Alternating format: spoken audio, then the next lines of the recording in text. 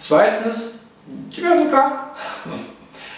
Wiederum kann man an dem Geschäft machen, ja, also an ihrer Heilung sozusagen auch damit verdienen und kann ihr Leiden so hinauszögern. Also die leiden halt nicht jetzt sofort und schlimm, sondern man verzögert und dehnt das über eine längerfristige Periode auch, das Ganze.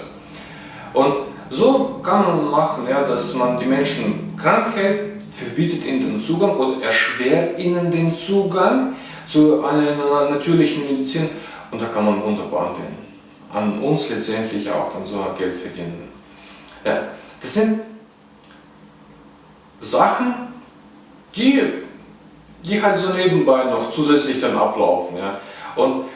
Aber das ist einfach nicht alles letztendlich, auf was wir uns da vorbereiten sollten und gefasst machen. Aber es gibt ja auch da Alternativen, wie man sich da vorbereiten kann. Und zwar zum Beispiel, wenn du sagst, gut, wie kann ich denn vorsorgen oder was soll ich denn machen, damit ich gesund bleibe? Am besten und einfachsten ist, bau dir deine eigenen Lebensmittel selber an. Die schmecken viel besser, du hast selber die Kontrolle dafür und du weißt, dass da kein Gift, keine Chemie und so weiter, nichts reinkommt. Zum Beispiel kann man sich auch noch mit kolloidalem Silber helfen, um da gesund zu bleiben und mit verschiedenen Heilpflanzen, ob das jetzt Knoblauch ist, Ingwer, Zwiebel und so weiter, also die ganzen natürlichen Antibiotika, kann man sich damit verhelfen, um von solchen möglichen praktisch Erregern, die eventuell dann auch kommen, sein eigenes Immunsystem zu stärken. Also es gibt dort viele Möglichkeiten, ich habe dir jetzt nur ein paar genannt. Wenn du Interesse hast, informier dich selber im Internet. Internet hat genügend Informationen diesbezüglich. Aber aus meiner Sicht, das Wichtigste ist, über was ich jetzt in diesem Video reden möchte, und zwar, wozu macht man denn das Ganze jetzt? Also jetzt praktisch auf den Punkt gebracht. Aus meiner Sicht gibt es auch da wiederum mehrere Varianten, wieso man dies oder jenes auch macht. Und zwar, einer der Punkte könnte sein, dass man mit diesem Virus praktisch erstmal, was man reingebracht hat, und sagen, jetzt wir müssen die Lebensmittelherstellung, angefangen von der Produktion, bis auch dann, was in dem Markt beim Verbrauch ankommt, besser kontrollieren. Das heißt, Kontrollen für die Lebensmittelproduktion werden verstärkt und verschärft als solches. Das ist der eine Punkt, was man mit solchen Ereignissen macht überhaupt, oder nach solchen Ereignissen macht. Dann, zweiter Punkt könnte sein, und zwar, dass man erstmal testet. Wie wirkt sich der Virus oder solche Angriff auf die Bevölkerung überhaupt, wie wirkt sich das? Ja, also wie schnell verbreitet sich der Virus und so weiter. Das hat man im Grunde genommen, man hat einen kleinen Test gemacht, um zu schauen, gut, wie schnell und wie wirksam verbreitet sich dann so ein Virus. Um vielleicht später, das ist nur eine Theorie, einen noch schlimmeren und viel gefährlichen Virus in den Markt zu bringen. Weil man hat ja schon Erfahrungen gesammelt, wie man vorgehen muss und so weiter, und dann bringt man einen anderen Virus, also man macht einen viel stärkeren biologischen Angriff. Also das ist die zweite Variante, wieso man das sowas macht. Und die dritte Variante, wie gesagt, wenn man sich jetzt anschaut, wer ist denn betroffen davon? Also betroffen sind die europäischen Bauern im Großen und Ganzen gewesen. Ne? Zum Beispiel die Spanier als erstes gewesen. Nun, wenn man sich mal anschaut, wieso ausgerechnet zum Beispiel als erstes die spanischen Bauern? Spanien hat eines der letzten Länder sich geweigert, genmodifizierten Sachen überhaupt einzuführen. Also man hat dann jetzt, wie gesagt, gezeigt, wo es lang geht, so nach dem Motto, ja, den spanischen Bauern. Und das ist, wie gesagt,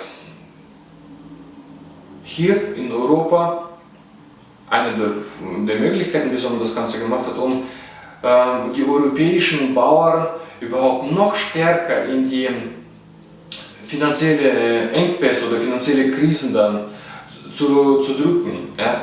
Weil wenn die halt weniger verdienen und so weiter, dann die verdienen nicht viel, ja? Und eigentlich am wenigsten in der ganzen Produktionskette, und dann sagen die sich noch viel mehr, scheiß drauf, ich habe keinen Bock mehr, das Ganze zu machen, von früh bis abends am Feld zu ackern, ich gehe lieber in irgendein Angestelltenverhältnis. Aber die großen Betriebe sagen, ja schön, noch ein Konkurrent weniger. Und können so mehr die Lebensmittelproduktion in ihren Händen konzentrieren. Ja, und das ist, wie gesagt, einer der Punkte, auch mit den Bauern allgemein. Wieso ist es in Deutschland jetzt das Ganze als erstes so aufgetaucht? Ja? Und das kann zum Beispiel sein, dass man Deutschland versucht, so auf internationaler Ebene im schlechten Licht dann zu präsentieren, zu sagen, ihr Deutschen habt praktisch ohne zu recherchieren oder ohne eine konkrete Beweise, habt ihr uns im schlechten Licht dargestellt. Beispielsweise die spanischen Bauern, man hat gesagt, spanische Gurken waren es und so weiter. Das heißt, man stellt die Deutschen auf internationaler Ebene im schlechten Licht dar. Auch gleichzeitig dann auch mit der Folge zu sagen, gut, also ihr wart, die Falschmeldung reingebracht habt in den Markt, also zahlt uns letztendlich bitte ja, unsere Ausgaben oder unsere Verluste und so weiter. Das heißt, man bietet Deutschland noch so zur Kasse, also Imageschädigung und zur Kasse bieten. Das ist auch eine der Varianten. Und was noch passieren kann, und zwar, oder wieso man das Ganze macht, weil wenn man sich anschaut, das ist ja nicht der erste und nicht der letzte Lebensmittelskandal in Deutschland. Das heißt, vorher hatten wir das Ganze mit den Hühnern, ja, also das in Tierfutter gelangt irgendwelche Chemikalien, jetzt das Ganze mit diesem EHEC wird. Das heißt, was macht man dann auch mit solchen Sachen?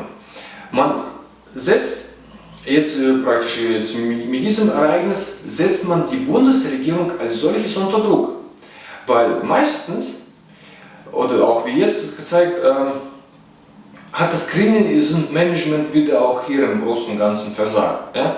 Also man macht dann solche Ereignisse zum Beispiel, um dann zu zeigen, schaut her, die jetzige Bundesregierung und das Ministerium, angeführt von der Ilse Aigner, die werden mit den jetzigen Situationen nicht zurecht. Und so halt macht man das, ja, die taugen nichts und so weiter. Und mit solchen Ereignissen kann man auch die Menschen oder die Regierung als solches auch erpressen. Weil die wenigsten Menschen haben in diesem Lichte darüber auch nachgedacht. Und zwar, die Bundesregierung ist nicht nach Libyen mitgegangen, mit den Verbündeten der NATO und so weiter und so fort. Das heißt, die haben versucht, ihre eigene Politik ein bisschen zu machen. Und dann aber, das hat natürlich einigen wenigen nicht gefallen, ja, dass die machen so nicht mit, wie man das von denen gewollt ist und wie die eigentlich machen müssen. Das heißt, und mit solchen Ereignissen setzt man auch die dann unter Druck zu sagen, aha, ihr seid nicht nach Libyen gegangen, um dort unsere Interessen durchzusetzen, dann zeigen wir euch jetzt hier bei euch im Lande, wer der Herr sozusagen bei euch daheim ist. Und komischerweise ist es auch, dass nachdem Herr Westerwelle noch mit einem anderen Politiker in Libyen unten war und hat bestätigt, ja, Deutschland macht jetzt mit, auf verschiedene Art und Weise, auf bestimmte Art und Weise machen die da jetzt mit. Und komischerweise nachher hat ein Institut gesagt, ja, die Todeszahl an Erkrankten und so weiter geht zurück. Also gleich am nächsten Tag praktisch. Und die Medien haben das auch dann verbreitet. Also wenn man das in Zusammenhängen das Ganze sieht, ja, dann macht man mit solchen Ereignissen, versucht man immer mehrere Ziele zu erreichen. Welches das ist, was deiner Meinung nach ist, was man mit so einem Virus dann versucht zu erreichen, das überlasse ich dir. Ich habe dir jetzt mehrere Variationen aufgezeigt, die aus meiner Sicht praktisch eintreffen können, wieso jetzt dieser EHEC überhaupt am Markt da ist. Aus meiner Sicht verfolgen da mehrere Ziele. Das Wichtigste ist, die Bundesregierung unter Druck zu setzen, um zu zeigen, schaut her, wer der Herr da bei euch überhaupt zu Hause ist. Und natürlich auch Lebensmittelverknappung und so weiter. Weil, das muss ich noch unbedingt sagen, also einfach an Gedankenspiel. Zuerst macht man eine Lebensmittelverknappung. Ja, weil wenn die Bauern jetzt schlechte Ernte haben und so weiter, das heißt Lebensmittel werden knapp. Auch wir können die hier noch mehr oder weniger kaufen, aber in anderen Ländern, wo die nicht so viel verdienen, können die Menschen das nicht kaufen. Das heißt Lebensmittelverknappung, wenn es so weitergeht, das Ganze zuspitzt, meinetwegen nächstes Jahr wird auch schlechte Ernte, das heißt, dann kommt eine Lebensmittelkrise und nach der Krise kommt dann meistens eine Hungersnot.